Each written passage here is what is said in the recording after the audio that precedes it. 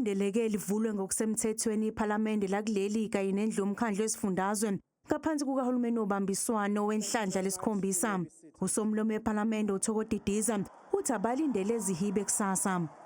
The issue with regards to whether are there any members of parliament who will boycott, as far as we know, as of now, no one has informed us that they will boycott.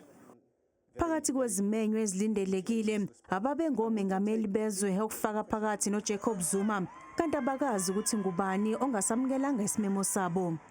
The guests of honors that we have invited, I do have a list of them before me, which is our former president, President Thabo Mbeki, President Kgalema Motlanthe, as well as President Jacob Zuma.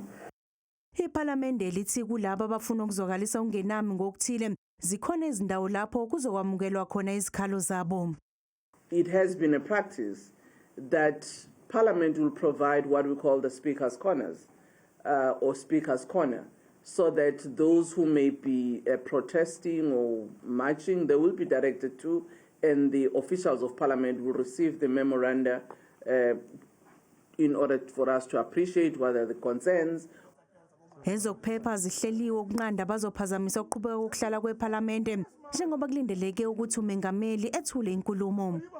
There's also provisions on how the Speaker or the NCOP chairperson will deal with matters that may be a threat to the House in terms of disorderly conduct.